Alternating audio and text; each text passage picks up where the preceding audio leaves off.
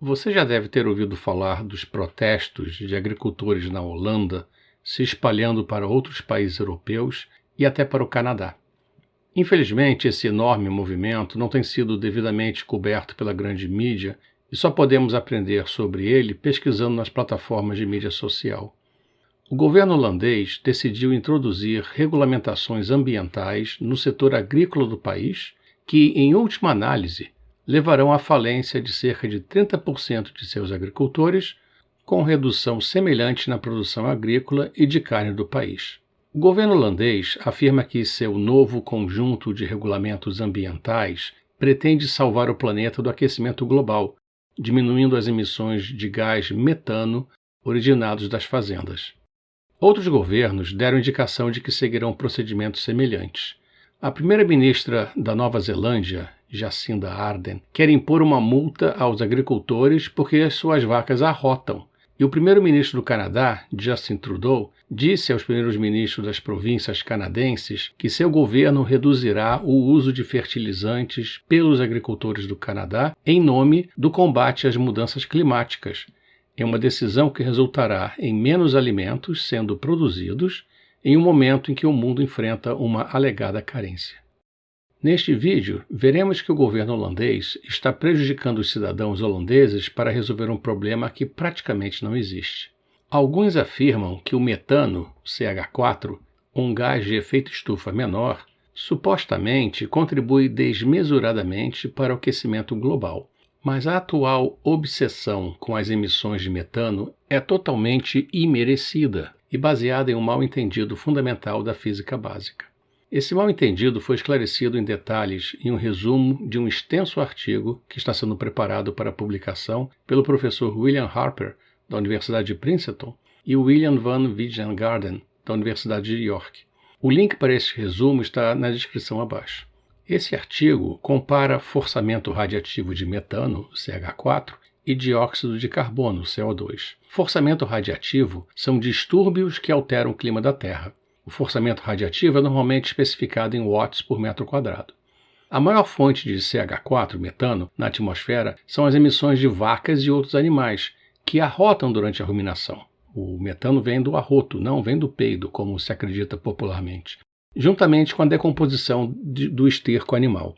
O gás natural é principalmente o metano, e grandes quantidades de metano são posteriormente sequestradas no fundo do mar como clatratos de metano. A histeria sobre o impacto do metano nas mudanças climáticas atingiu um clímax recente com pronunciamentos na mídia de que pelo menos 25% do aquecimento global de hoje é causado pelo metano. Esse não é o caso e vamos ver o porquê. Vejamos um trecho do artigo. Para as concentrações atuais de gases de efeito estufa, o forçamento radiativo na tropopausa por moléculas de CH4 metano adicionadas é de cerca de 30 vezes maior do que o forçamento por molécula de dióxido de carbono, CO2. Isso se deve à forte saturação da banda de absorção do abundante gás de efeito estufa, CO2. Mas a taxa de aumento das moléculas de CO2, cerca de 2,3 partes por milhão por ano, é cerca de 300 vezes maior do que a taxa de aumento das moléculas de metano, que tem sido em torno de 0,0076 partes por milhão por ano, desde o ano de 2008. Então, a contribuição do metano para o aumento anual do forçamento radiativo é 1/10 da do dióxido de carbono. O forçamento líquido do aumento de CH4 e CO2 é de cerca de 0,05 watts por metro quadrado por ano. Isso causaria um aumento de temperatura de cerca de 0,012 graus centígrados por ano. Por si só, isso nos permite dizer que as propostas de impor severas restrições às emissões de metano por causa do medo do aquecimento não são justificadas pelos fatos. Para mostrar quão pequeno o impacto do CH4 metano realmente tem no aquecimento global em comparação com o CO2, Harper e Wijngaarden calcularam o espectro de radiação de saída para vários gases de efeito estufa no topo da atmosfera. A figura mostra o forçamento espectral calculado em função do número de onda ou frequência espacial. A curva azul é o espectro para uma atmosfera sem gases de efeito estufa e transparente à radiação térmica. A curva preta é o espectro que inclui todos os gases de efeito estufa. Agora, vamos nos concentrar na banda do metano. A remoção do CH4 resulta na curva verde. Agora olhe para a linha vermelha. Ela representa uma duplicação na concentração de CH4, metano, de seus atuais 1,9 partes por milhão para 3,8 partes por milhão. A curva vermelha é pouco distinguível da curva preta. A diminuição minúscula na área abaixo da curva, de preto para vermelho, à medida que o nível de CH4 dobra, corresponde a um aumento da força total de 0,8 watts por metro quadrado. Este aumento no forçamento radiativo, que diminui a radiação de resfriamento da Terra emitida para o espaço e, portanto, resulta em um aquecimento, é trivial em comparação com o forçamento radiativo total de gases de efeito estufa de cerca de 140 watts por metro quadrado no topo da troposfera ou de 120 watts por metro quadrado no topo de toda a atmosfera.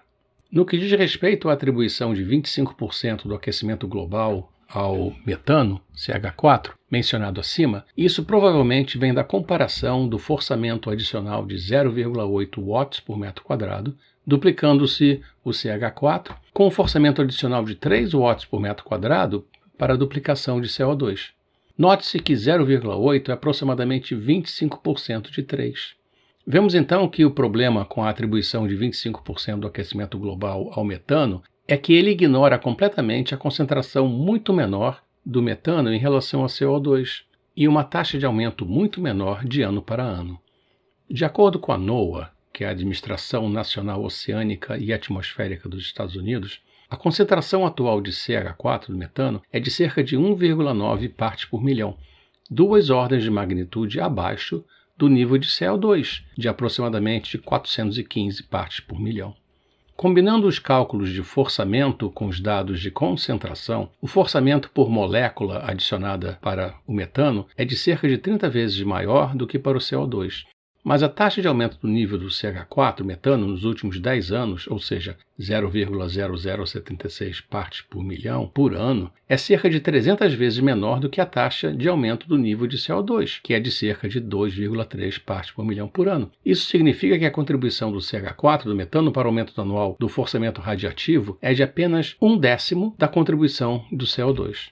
Mesmo que a taxa de concentração do metano, do CH4, dobre, sua contribuição para o aumento do forçamento radiativo ainda seria apenas 1/5 da contribuição de CO2. Isso não chega nem de perto da afirmação de que o metano é aproximadamente 25 vezes mais poderoso que o dióxido de carbono na retenção de calor na atmosfera. E não será diferente no futuro. Usando taxas médias de aumento das concentrações de metano e de dióxido de carbono, CH4 e CO2, que nós temos no passado, é possível avaliar o forçamento radiativo no topo da troposfera para os próximos 50 anos. Na figura, o forçamento radiativo, indicado no eixo vertical em watts por metro quadrado, são incrementos em relação à situação de hoje, contados no eixo horizontal em anos. A figura mostra que o forçamento radiativo projetado de CH4 e CO2 ainda serão pequenas em comparação com o forçamento relativo total dentro de meio século a partir de hoje. O pânico sobre o metano, ou mesmo CO2, é completamente injustificado. Deixe-me terminar este vídeo com uma referência ao meu último vídeo. A campanha contra o consumo de carne continua. Personalidades famosas de Hollywood, como Nicole Kidman e Kim Kardashian, apareceram em anúncios da TV e mídia social comendo insetos e comendo carne falsa derivada de vegetais. A propósito, a maior fábrica para a produção de alimentos feitos de insetos do mundo vai abrir. Adivinhe em que país? No Canadá. Se você gostou desse vídeo, não deixe de dar seu like, compartilhe e se inscreva no canal. E se você quiser compreender um pouco mais por que eu sou tão crítico com respeito ao alarmismo climático, assista esse vídeo onde apresento o resumo de uma aula que eu dei 2 anos atrás. E até a próxima.